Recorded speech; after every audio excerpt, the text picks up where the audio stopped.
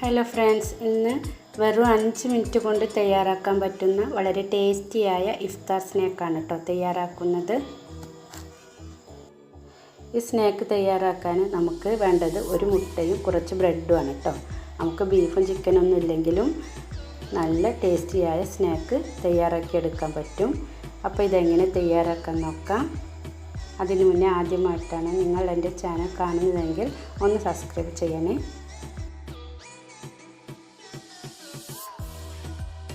അപ്പോൾ നമുക്ക് ഈ സ്നാക്ക് തയ്യാറാക്കാൻ വേണ്ടിയിട്ട് ആദ്യം ഒരു മയോണൈസ് തയ്യാറാക്കണം. അതിന് വേണ്ടി ഒരു മുട്ടയാണ് ഞാൻ എടുത്തിട്ടുള്ളത്. അതിലേക്ക് 3 അല്ലി വെളുത്തുള്ളി, കുറച്ച് ഉപ്പ്, കുറച്ച് പഞ്ചസാര, ഒക്കെ ഒരു 1/4 ടീസ്പൂൺ മതി കേട്ടോ. ഉപ്പ് കുറച്ച് മതി. ഇനി ഒരു 1/2 ടീസ്പൂണ് വിനാഗിരി കൂടി ചേർത്ത് കൊടുക്കുക. ഇനി ഇതിൻ്റെ കൂടെ വേണ്ടത് കുറച്ച് ഓയിലാണ്, അതും കൂടി ഒഴിച്ച് കൊടുക്കുക. കുറച്ച് കുരുമുളക് പൊടി കൂടി ഇട്ട് കൊടുത്തിട്ട് ഒന്ന് നമുക്ക് അടിച്ചെടുത്ത് വരാം. അതുപോലെ കിട്ടിയിട്ടുണ്ട് കേട്ടോ. ഇനി നമുക്കിതിലേക്ക് വേണ്ടത് ക്യാരറ്റാണ്. ക്യാരറ്റ് അതുപോലെ ഗ്രേറ്റ് ചെയ്തെടുത്തതാണ്. ഇനി ഇതിലേക്ക് വേണ്ടത് ചെറുതായി അരിഞ്ഞ ക്യാബേജാണ്. ഇനി വേണ്ടത് വലിയ ഉള്ളിയാണ്. ഒരു വലിയ ഉള്ളി ചെറുതായി കൊത്തി അരിഞ്ഞതാണ്. അതുപോലെ തന്നെ ചെറുതായി അരിഞ്ഞ പച്ചമുളകും ചെറുതായി അരിഞ്ഞ മല്ലിയിലയുമാണ്. ഇനി ഇതിലേക്ക് വേണ്ടത് ബ്രെഡാണ്. ഞാനിവിടെ 5 സ്ലൈസ് ബ്രെഡ് എടുത്തിട്ടുണ്ട്. അതുപോലെ ഒന്ന് പിച്ചിട്ട് കൊടുക്കുക കേട്ടോ.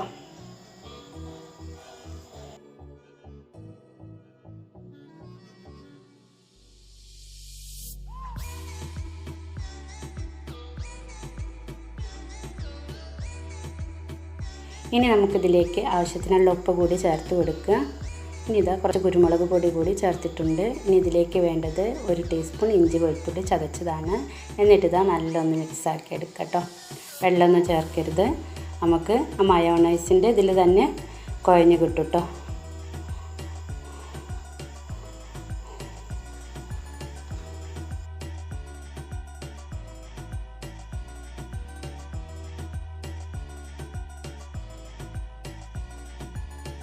അപ്പോൾ നമുക്ക് ഇനി ഇഷ്ടമുള്ള ഷേപ്പിലാക്കിയെടുക്കാം കേട്ടോ. ഞാനിപ്പോൾ അങ്ങനെ ഒരു ഷേപ്പിലാണ് ആക്കിയെടുക്കുന്നത്. ഇനി നിങ്ങൾക്ക് കട്ട്ലേറ്റിൻ്റെ ആ ഒരു ഇതിൽ വേണമെങ്കിൽ അങ്ങനെ ആക്കിയെടുക്കാം കേട്ടോ.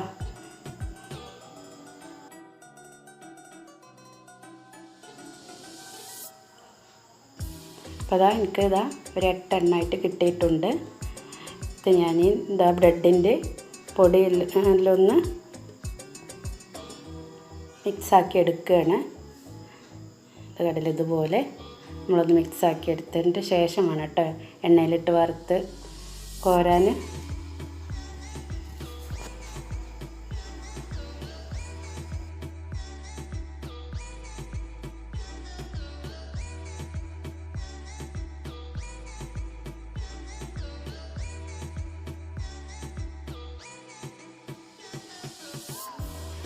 അപ്പോൾ ഞാനിതിലേക്ക് വെളിച്ചെണ്ണയാണ് ഒഴിച്ച് കൊടുക്കുന്നത്.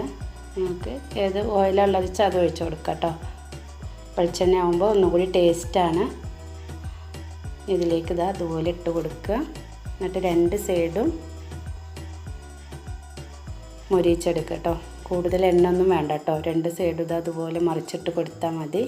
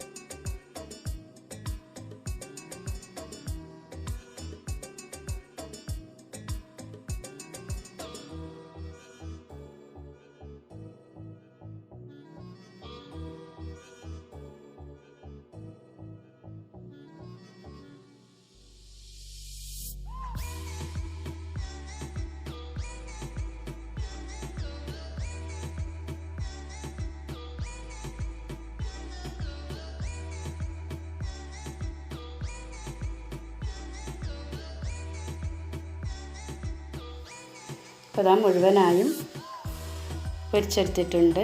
അപ്പോൾ ഇത്രയേ ഉള്ളൂ. എൻ്റെ റെസിപ്പി നിങ്ങൾക്ക് ഇഷ്ടപ്പെടുകയാണെങ്കിൽ ലൈക്കും കമൻറ്റും സബ്സ്ക്രൈബും ഒക്കെ ചെയ്യാം കേട്ടോ. Thank you.